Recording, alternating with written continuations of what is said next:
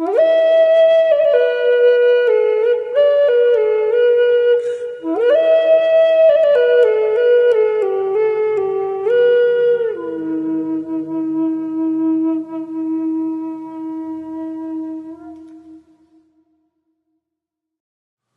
to Inspirational Transformational TV show. Amy Whitney here today with my special guest Caleb Booker. Caleb has enlightened me today. I have been asking for many years about transformation, about change, different people's thoughts about it, and he has given the most simple explanation as to why change is difficult. And he's also explained how we can change ourselves with very little effort. It is absolutely fascinating the way Caleb presents his information today. Along the way, he shares information about his personal journey, how he gave up depression, his realizations as he traveled down the road of his life. So Caleb's found his passion, and he's sharing it with us today. Enjoy the show. Caleb Booker, thank you so much for joining us today on Inspirational Transformational TV show. Thanks. Thanks for having me. No, my pleasure. Now, I know a little dot of your story, and I'm so excited to see what unfolds today. But what comes to mind when you're speaking is when the student's ready, the teacher appears. And when I think about you, I think you have spent a very long time as the student, and you are in the process of becoming a teacher. Does that sound like a summary that fits? Yeah, that's fair. Although I'm a strong believer in the notion that a good teacher never stops becoming a student. Yes. I've always lost interest in things that I think I already have figured out. And as long as there's room to explore, then I'm interested.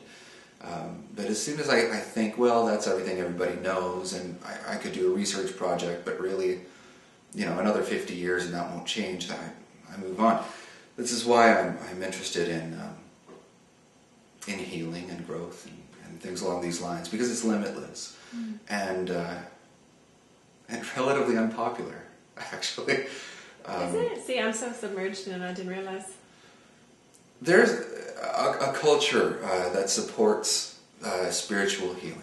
Okay. It exists and it's always there. But there's a strong resistance to actually changing. That goes right down to the cellular level, homeostasis. This notion where as long as the cell is alive, it just does the systems check, I'm alive, okay, great, don't change anything. And, it can be sick, it can be in the process of dying, but as long as it's alive right now, don't change anything. That's what happens on a cellular level. It's in your DNA. And so as you grow older, you might remember as a kid doing things that, or being forced to do things that didn't come naturally and really hating it. And that's the learning process. And then, as an adult, we all settle into a routine, we settle into the things we like, and we hope we kind of get to a point where we've made it so that we can stop, so that we can rest. That's the big goal. This whole notion of changing, of becoming more, of growing as a person. People will say they love the idea, but to actually have to change personally, that sounds like effort. It just doesn't sound right at all. It sounds downright suicidal on an instinctive level. So is that what makes it so difficult? Instinctually, although mentally or like the idea of change is romantic, but the actual action, we're not built to do it. Well, we're built to resist, right? For sure. And I like that word romantic, because that accounts for a lot of what's done in healing circles. So that people go down a lot of paths because they're very charming paths to go down. And I know I've gone down a lot that went nowhere. At some point over the years, I made the decision to stay practical about my spirituality. And that was something that had to be born out of anger. I had to come from that point. I had to do a lot of things that weren't getting me anywhere and say, this isn't working, I'm really frustrated. Do I spend this many more hours studying this topic, or do I just say no? If I can't see results, I'm not spending any time on it. I mean, over the years, I've studied world religions and a lot of healing modalities from light touch, and EFT, and now, of course, I'm a firm believer in hypnosis as a healing modality. But consistently, there were times where I would question whether or not anyone was actually doing anything. And that was a taboo question. People didn't like that question being asked at all. They would say, "Can't you feel it?" Well, I can have all sorts of feelings that don't involve any ceremony at all. So I want to see that, someone can do something they couldn't do yesterday. That's a tangible difference. And so that's where I had to come from. I had to get brutal and cynical about my spirituality eventually, in order to just, at the end of the day, say, yeah, I've made some progress today. I'm not just speaking in a softer voice and talking about prettier things, So, love it. Yeah. So I sort of jumped in, and I don't normally do that. I normally make the beginning about the background information, but I'm glad you're interested. so let's do that. I know you started life as a devout Christian, mm-hmm. and from there I know you went down a spiritual path. But what's in between? Yeah. So as a Christian, growing up as a Christian, there are a lot of different ways you can be a Christian. You can be here are the rules, we're going to follow them, kind of Christian. You can be that's the place I go to on Sundays, and these are the people I know, and this is my community, and that's my family. That's a very common and healthy kind of Christian, really. And then there's the spiritualist kind of Christian that is very passionate and wants to feel something with God. And a lot of amazing things happen on that level. I have seen miracles in the traditional sense.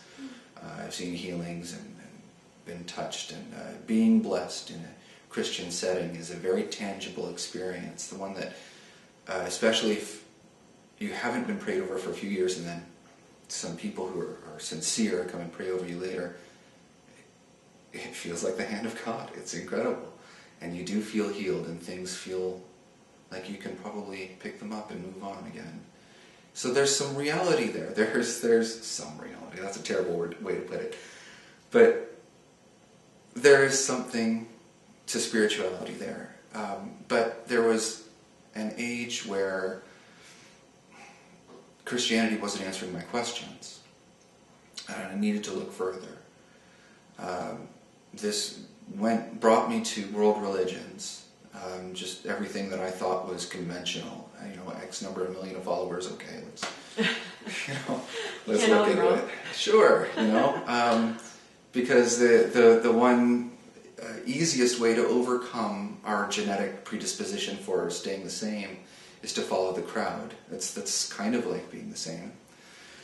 So I followed as many crowds as I could find, and discovered the similarities between them, and that was okay, but none of them were telling me what I wanted to know. And before you ask, I don't even know what my question was.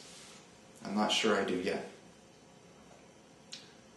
Let me tell you about one day. I was, let's say, 7 or 8, one or the other, and we were living in Scarborough.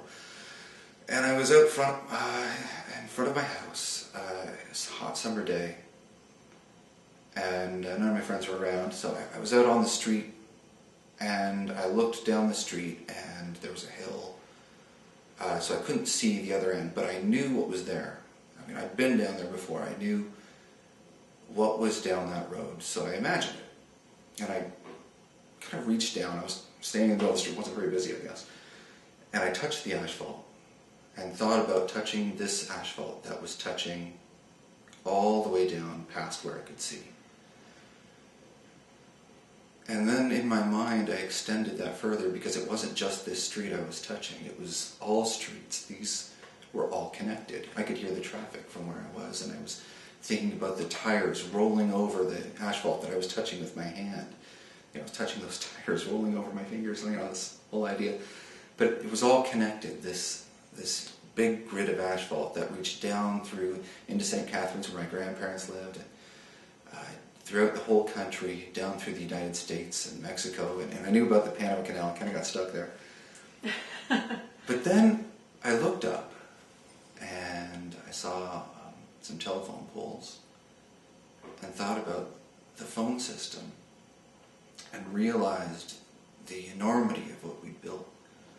This giant web of wires and electrical systems and radio waves pulsing through us at every moment of every day, connecting every single person on the planet.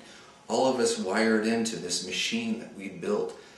And every time I took a breath, I was breathing in everyone in the world. Mm. So, in that funny little moment that I never forgot, I even remember the ripped jeans I had on and everything that day. I touched something that I started looking for. Mm-hmm. So that was the beginning of wondering why the adults in my life weren't talking about this, and wondering if maybe somebody was. So, this leads into a lot of things. So, as an adult now, when you look back on that moment, not to just label it, but is this tapping into universal consciousness, or how do you define that moment now? The voice of Michael, who you've interviewed before, is a good friend of mine, and his voice comes in my ears at this point. It's better not to define that thing. Mm-hmm. There were times where I considered defining it as the universal consciousness. But that seems like something even bigger. I don't know. It's just, whatever it is, it's important. Mm. I've spent most of my life looking at this thing and saying, this is important, this means something. Right. And being very careful not to define it, only because I believe in my own limitations. I believe that there are only so many atoms in my brain, mm-hmm. and they can only interact in X number of combinations. The universe is infinitely large, infinitely complex. Infinity is not a number, it's forever. And so it doesn't matter how amazing my brain might be, there's only that many atoms, and there's infinity complexity in the universe. Mm. I can't hope to understand it. All I can hope to find is something fun to discover. And you've touched on, you've studied Reiki, energy healing, is that what I should call it? Yeah, before I knew about Reiki, there was energy work and light healing. And these were things that I never took classes in. This was, mm-hmm. just when I was younger, reading books about it and saying, does that really work? And then talking to people who'd experienced it. And, mm-hmm. and so you're a seeker, and you've gathered information on this journey. So take us to another story. Tell us some other insights, because this is what I'm growing to love about you. Is you've collected this information, and you have so many little gems to teach us today. Okay. The funny thing is that I think when I was a Christian especially, I learned that intelligence isn't very important. This was when I had this notion of, I don't want to put Christianity in such a stark past tense, by the way. I don't reject Christianity. It's just, it's hard for me define myself that way when there's so much more. Mm. Anyway, sorry. There was a time where I was studying Christianity as a kid and through my teens, and being taught the different meanings of the different stories in the Bible. What is the Adam and Eve story was the one I kept asking about, and nobody had a good answer for. I had to come up with my own answer for that. We can talk about that later if you want. But the one thing that kind of struck me was that there were all these scholars studying the Bible and other religious texts. And I started questioning why, because I kept getting these funny little warnings. Now that you know what God wants from you, you better do it. You're responsible. Innocence is gone. And I kept thinking, why would you do that to me? That's terrible. And then in the following years, I became very depressed. I was depressed as a kid and depressed through my teens. Okay. I can't honestly tell you why. It seemed pretty arbitrary. There may be a root cause. Doesn't matter now. It's gone. But it's just awful. I remember being in fun places that I'd been looking forward to and aching. So much pain. And thinking the whole time, what the hell is my problem? I am such an idiot. As I moved into my teens, intelligence backfired. I got clever. That's a terrible thing when you're depressed, because you immediately find reasons. If you're really smart, if you've absorbed a lot of information, you will have an immense resource to draw upon when you ask the question, why am I feeling this way? And it's definitely not my fault, so it's you. So I did a lot of embarrassing things and said a lot of embarrassing things and went down a lot of wrong paths because I was feeling awful and it was anybody's fault but mine. And it was very easy to intelligently rationalize it. All the information I've collected over the years, I'm interested because I'm nerdy, but it's not necessary for happiness at all. It's just what I do. It's what I like because it's fun for me. But I don't recommend it as a way of becoming better as a person in health. Mm-hmm. It's intelligence isn't the key to the universe. The universe is infinite. Mm-hmm. Doesn't matter how smart you think you are. So, it's just my thing. And it took a long time over the years to figure out how addicted I was to depression. Let's talk about that for a bit. Depression is an extremely addictive thing. While you're depressed, yeah, you feel awful, but you feel very important. You are the most important person in the room because look how you suffer. And you can't ever say it in so many words. This is just the instinct of the moment. So if anybody questions you, they're wrong, you're right, you're justified. Mm. And that's a good feeling, So sure, you feel awful, but you're the best. Right. So it's very addictive, very hard to let go. And humility, as it's taught conventionally in Christian circles, is not helpful at all. Humility ends up being just self-flagellation, beating up on yourself, and then you feel very self-important for having beat up on yourself. It doesn't work. How did you let go of depression? It wasn't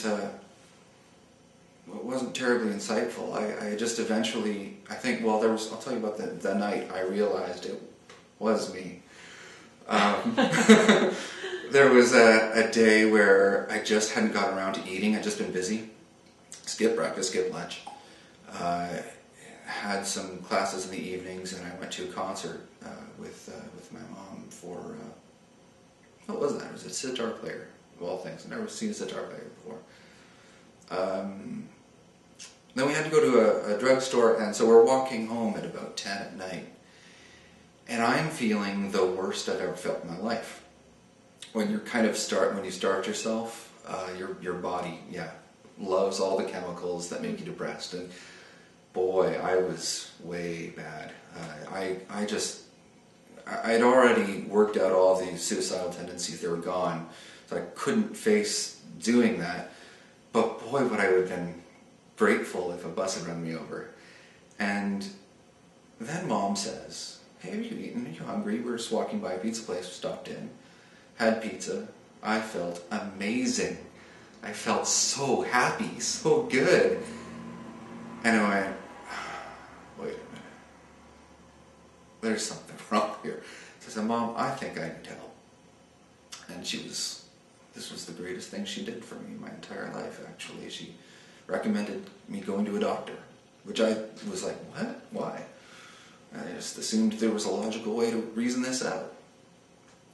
But no, we went to a doctor, and I ended up getting lucky, went to the right one. I'm actually missing a kidney. I had cancer when I was an infant, and it resulted in a chemical imbalance, low on lithium in the bloodstream, so they gave me some, and everything kind of balanced itself out. A few years of taking that, what was supposed to be for life, it gave me enough of a break from depression to stop going back to it. Every time I started feeling balanced and insecure, I'd get depressed again. But enough of depression, break from depression sort of made me realize I didn't want it anymore, and that was enough for me. I just started forgetting to take them, honestly forgetting. And a week went by at one point where I hadn't had any, and I felt great, and okay, that's it. Not terribly inspiring, but it was, and there was all these years that followed where I wasn't sure whether to trust myself about getting upset about anything. Is it okay to be upset? Maybe I'm getting depressed again. Maybe this is just the chemicals in my body talking. Starting to eat healthy or get the right number of calories in a day helped a lot. Gained a lot of weight. When we got married, my wife and I, we just had our 11th anniversary.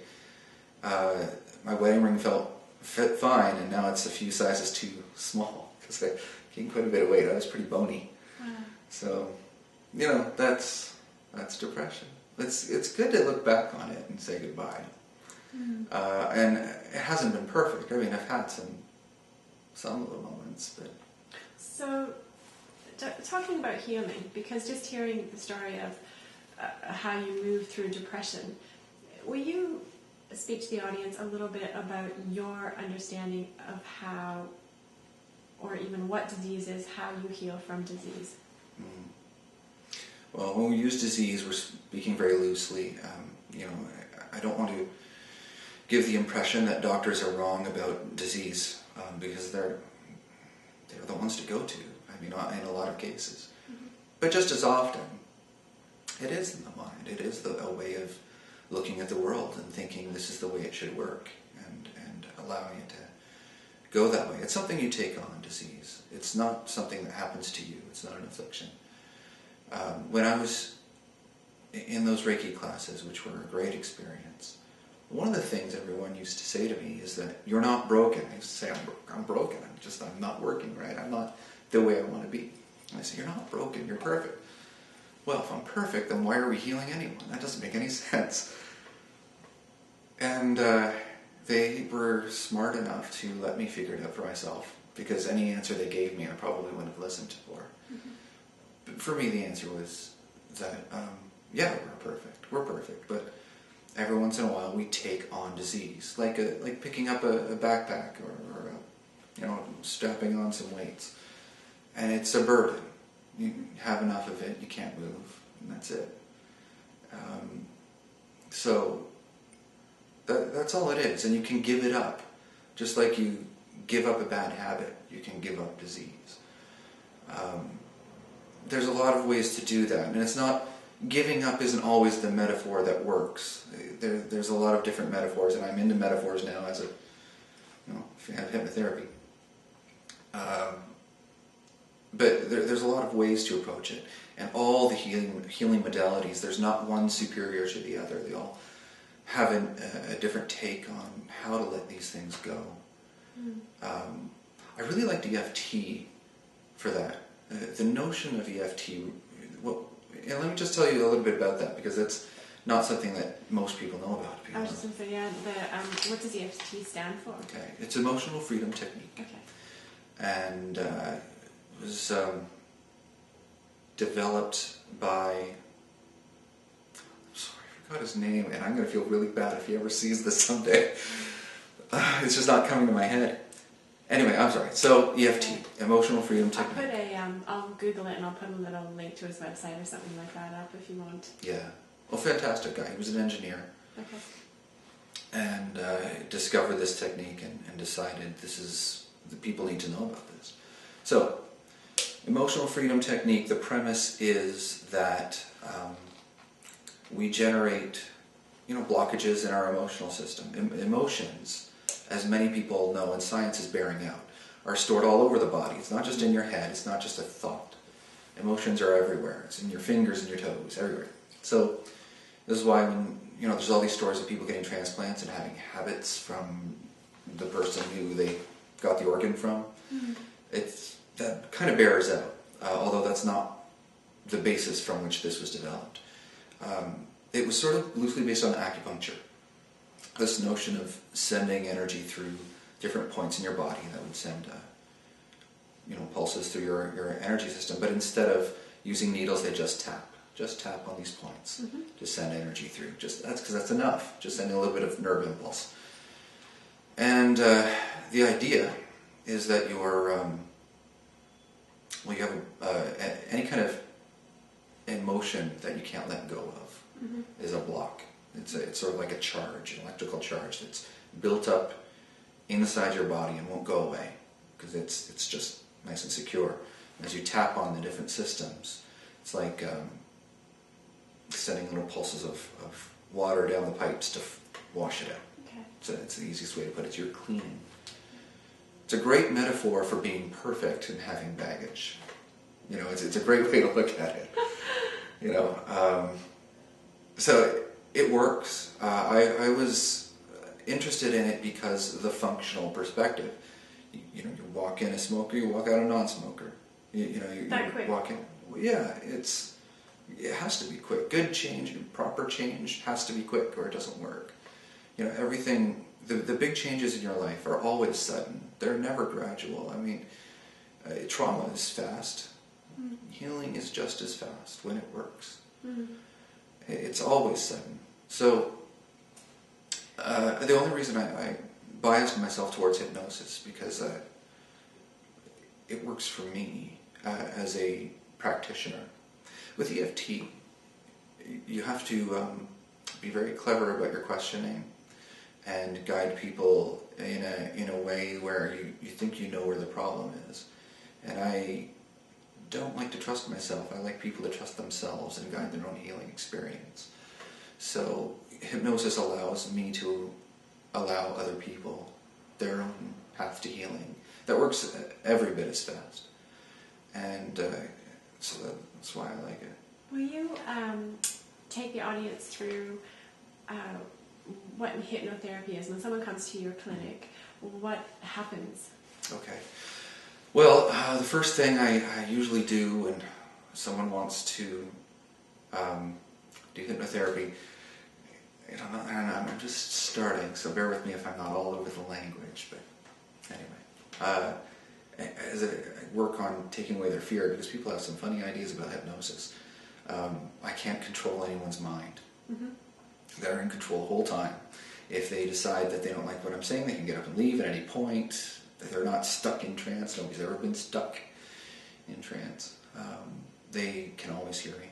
They can always hear what's going on. And they can go through the whole session, love everything, and if one thing that they don't like goes in, they can kick it right back out and keep the rest. And it's fine. So you have to go through these things because people walk in with fear, and fear is a great way of making sure nothing happens. So, you take away the fear first because it's only polite anyway. And then guide them into a trance and address whatever they're there for. There's a lot of different techniques once you're there, once you've induced a state of somnambulism. And it really just depends on what people want. So is it really like they show in the movies, your eyes are getting heavy when you hear me snap? Yeah, you can do those things. Really? There's a lot of different approaches, though. It's very flexible. But yes, your eyes are getting heavy, sleepy, droopy, and people go, really? Yes. Having said that, their head's down, their eyes are closed, they can hear everything, they can just say, I don't like this, and walk away. Right. They're in control. But you're working with their subconscious. Yes. But they can still be conscious throughout. Oh, yeah. Okay. Yeah, they're not knocked out. Okay. So they can eavesdrop if they want, or they can daydream while we do the work, Yep. or whatever. And when you're working with kids, it's actually a good idea to encourage a little daydreaming, because you get more honest answers from them. You ask questions, they answer, they don't always remember having spoken. Is it true that the actions that we do in our daily life it's really just subconscious programming, and that most of us are pretty switched off through our daily life? Is that a true sort of statement to you? Yeah, it's very fair. And let's address that head on, though, because it's not as scary as it sounds. Okay. Yeah, you let your subconscious do most of the work because it's efficient. Okay. It makes sense. If you thought about every step you took, it would be a great meditation, but it would take all day to get anywhere. Yes. And you probably wouldn't walk as gracefully. So instead what we do is we think of a subconscious like a computer that runs the body and runs the emotion system and runs all our systems, okay? And you program it over the course of your life. You do all that programming, and your environment contributes, but you decide on how you're going to take things or what the appropriate way to take things is. And you write your own programming, and yeah, you operate automatically so that your conscious mind can be freed up to consider the big questions in life, like what do you want to watch on TV tonight, or I don't know, Yes.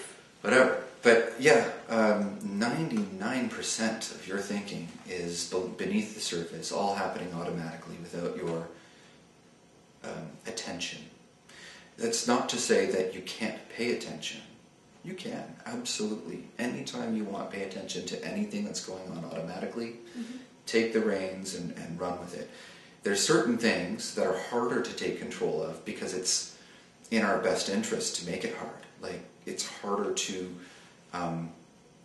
focus on not breathing. And if you breathe automatically, it just happens, and that's a good thing. It's hard to control your heartbeat. Definitely not impossible. In minimal training, you can do it, but you can't do it just by going, and that's a good thing, because quite a few people would have a bad day and kill themselves because they were upset. The mind-body connection is something that everyone's usually pretty curious about when it comes to hypnosis, and I can tell you from experience that there is a lot you can do, and we haven't even come close to discovering everything. Pain management is amazing with hypnosis. People have painless, happy childbirths, no problem. And, limb amputations, be awake during surgery, all that stuff, no problem, happy, great, feels good, whatever. And your subconscious can be given the job to switch pain back on the moment it's important for your health. So, you're safe. Amazing. So, yeah, pain control, easy. It extends further. And to give you an example of hypnosis, in a bad way, nobody's ever calmly, peacefully slipped into a heart attack. Your subconscious can do the wrong thing. Yes. Anxiety will kill you. Yes. Fear is deathly. Before I studied, I've been looking at hypnosis for years, but before I studied hypnosis, before I decided this is who I am, I was very interested in Burt Goldman, who I highly recommend you look up. He goes under the nickname the American Monk, which there's a lot of American monks, I don't understand that name, but great guy. He gives you down-to-earth, basic, no fairy wings attached ways of accessing your spirituality. and using a combination of one of his techniques with something I'd heard about the way gypsies removed warts. I got rid of a wart of mine a few months ago. I'd had this wart on this finger for over a year, and I could not get rid of it. I cut it off and bled everywhere a million times and used everything the pharmacy had. I was getting ready to maybe have to have it burned off, and I just was so frustrated. A year with this thing, it just only got bigger no matter what I did. So to get rid of it, this is like waking hypnosis, what I'm about to describe, although I didn't think of it that way at the time. But I set the baka, which is a technique to focus all of your attention on one thing, just for a moment. And then I took a Sharpie and I traced my finger on a piece of paper. And then I circled the little bump where the wart was. And while I was doing that, I was thinking about using that ink to wall off all of my body's resources so that I'm not feeding that wart anymore, realizing it's only there because I'm putting it there. Now I'm cutting it off, no more resources, no more nutrients from my body, no more anything. And all of the skin around it gets happily well fed. That wart was gone within a week, and the nerves work great. There's barely even a scar, which, considering how much crazy self-surgery I did, is amazing. And so there's something. Yes. There is something. And, the power of positive thinking is a real thing. Have you seen a shift? Now, you've been studying or observing for many years. Have you seen a shift in how people look at health and healing? And do you think EFT, hypnotherapy, is that the way of the future? All the practitioners of those things would absolutely say yes. But to comment on our current culture, I don't know. Mm-hmm. I mean, this is a big world.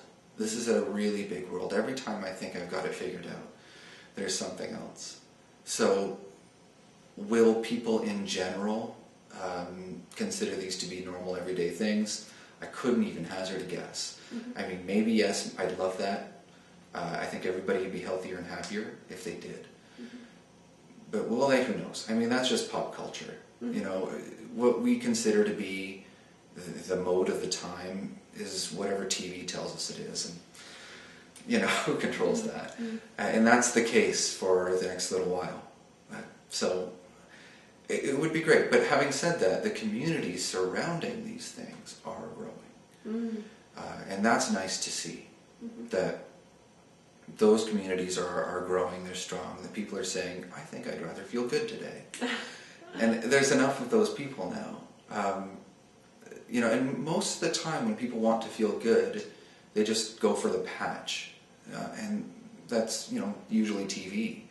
Or they take a chemical, or go drinking, or whatever.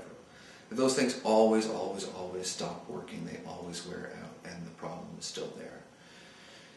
Changing the culture means changing people from, I want this to go away, to I want to get to the source of this and fix it. And that's hard. Homeostasis says, keep everything the way it is, and I'll just patch it. People are comfortable with that. And so I have every sympathy for anyone who wants to say, stay sick. I get it. Boy, have I been there. Wow. But,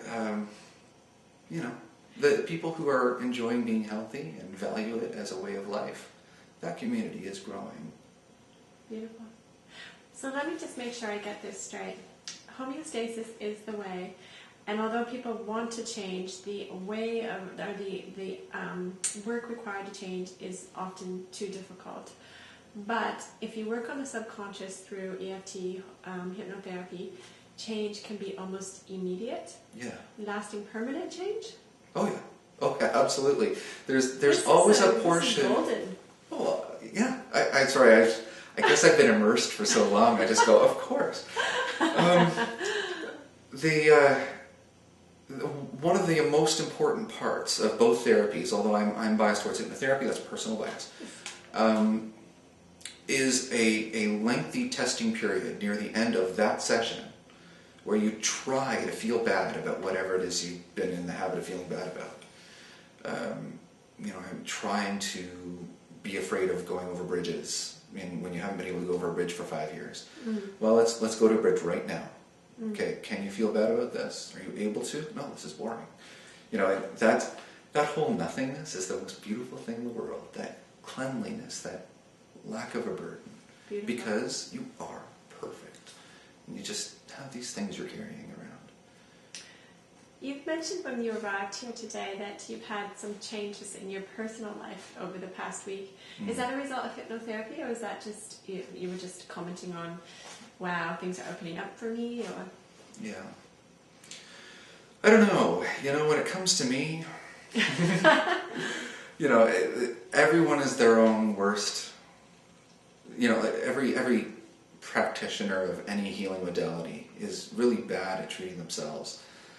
And I had issues that I just wasn't attending to. And I was kind of, the simple question of, why aren't you, Caleb, was sort of posed this week. And I went, oh yeah, I could just be feeling better and fix myself up right now. Maybe I should do that. And so I just went ahead and did that. And now all sorts of things are falling together. I started reading books over the last few weeks that I've had around the house for years, that I read the first time expecting inspiration and got nothing out of. And now I'm looking back on them and going, of course, it's right there. Why didn't I had that in my head for years? Why didn't I understand that? It's all kind of happening. It's a wonderful time. And, I'm going to make the most of it while it lasts, for sure.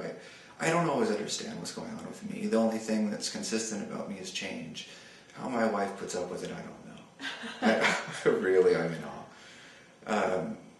But yeah, I'm very changeable. The other thing, though, that has changed with me is my commitment to hypnotherapy. Making a commitment at all. I've gone under all sorts of titles. I was a technologist for the longest time. I did customer service stuff for years. I've been making a living as a writer recently, and that's all great. But I wanted to be a computer programmer when I was in high school. But I kept, changing focus, and I would never make a full commitment to any of it. Always one foot in one foot out. Yes. It's become very easy now to say it. I am a hypnotherapist. And that's new. That's very new for me. The only reason I haven't been able to is because I wasn't doing hypnotherapy. I think I knew when I was a kid this is what I wanted. I just didn't want to listen. If I ever said anything like that to my parents, I'd be like, well, why don't you get into something stable instead? Mm-hmm. Computer programming, sure. They always need those. It's a growth industry. Mm-hmm. Heard that a lot growing up. Yeah. And they weren't wrong to do that. They were just looking out for me. Yes. But so you found your passion. Yeah. It's about finding who you are. Yes. I need to bottle that. Be working on that a little bit better. What I mean is helping people figure out what in the world they're passionate about. Because a lot of people, myself included, spend a lot of time interested in a lot of things, but not really excited about much. Right. And so what do you do with yourself? Mm. But there is something. You weren't born by accident. You put yourself here for a reason. Mm. It's not an exclusively Christian notion that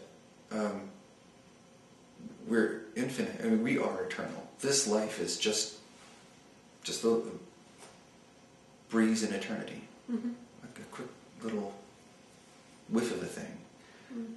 And you put yourself here. If you really are eternal, if you have a soul, then it's only reasonable to assume that you have been around for long enough to be able to make the decision for yourself that you want to live this life. Mm-hmm.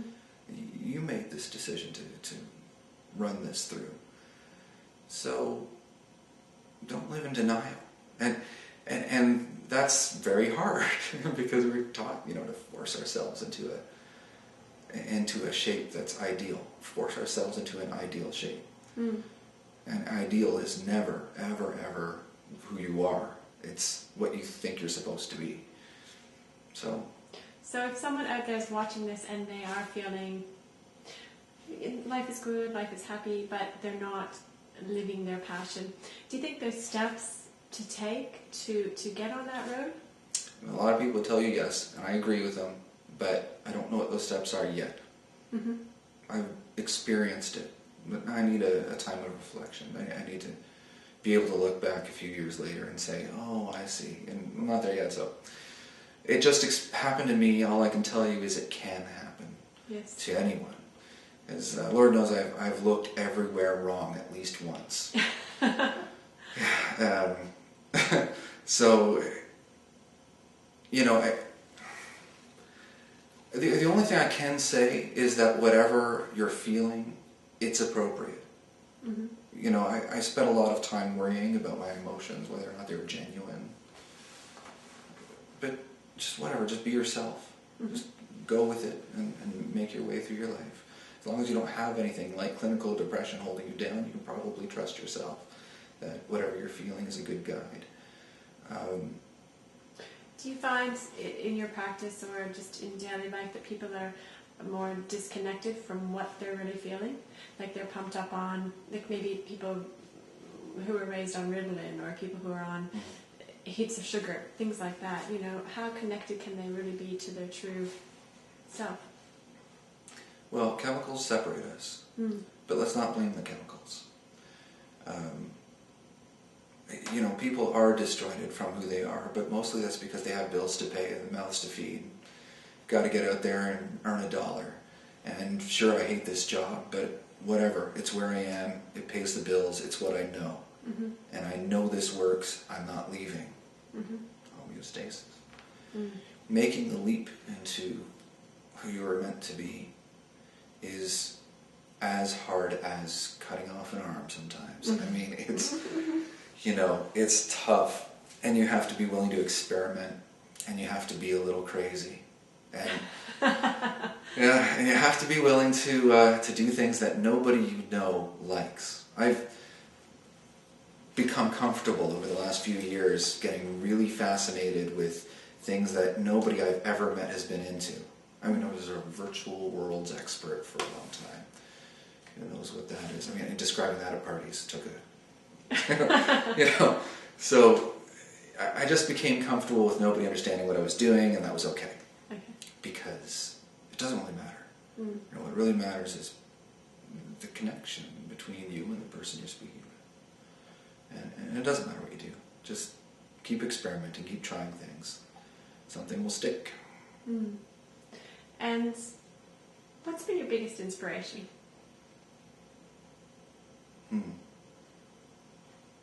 So hard to pick something and say that was it. I mean, my family has been a source of strength and stability for me for the last decade in ways that I could have never dreamed they would be. Just a rock. But for inspiring me to move forward, I guess it's only just realizing over and over and over that I really don't know anything. I mean, no matter how much I learn, there's just so much more to find out. Having that big frontier at my fingertips at all times, that's inspiring to me. That's what gets me excited to do what I do, is to know that there's just so much more out there than what I've even imagined. You know, every time I meet someone who processes the world in ways I hadn't considered, and I guess I love weirdos, but I apologize to all my friends who are watching this right now. but no, I mean, I love this whole notion that there are lives of experiences, lifetimes of experiences that are beyond what I could have considered. I haven't seen it all and I never will. To me, that's awesome. It just gives me so much to look forward to every day. I'm so lucky to be ignorant, born completely blank. You know, people often, you know, the past life people often feel a lot of angst and anger over having been ripped off at the experience of being able to look back over lifetimes of experience. It's not fair. But I just think it's the most wonderful thing in the world to start fresh and to see all of this through new eyes every time. Now, I'm really excited that I'm finally old enough to realize how little I know. Yeah. You know? I do know. Absolutely. Yeah. So, and your final words of wisdom today? Everything is okay. And we talked about this, but if I could say one thing to people that would stick with them, that they would believe, one thing that they would take at face value without questioning it, the thing that they would guide their lives on, it would be that everything really is okay. We get these ideas that it's not. We can easily give a list of things that aren't perfect. And it's so easy to do. We've trained ourselves into cataloging those things and keeping them right up here, handy for us to refer to every time we think we're too happy. But everything really is okay. This life is exactly the way you've always meant it to be. And no matter what, it gets better and better as soon as you let it. Beautiful. Thank you so much. Welcome. Caleb, thank you so much for your time today, for sharing your journey with us today. What you have shared today has been such an incredible lesson for me on a personal level. It's opened my eyes to an understanding that, of course, I knew the words before, but I really get it now, and it's been such a gift and such a pleasure to work with you. I wish you much love and many blessings.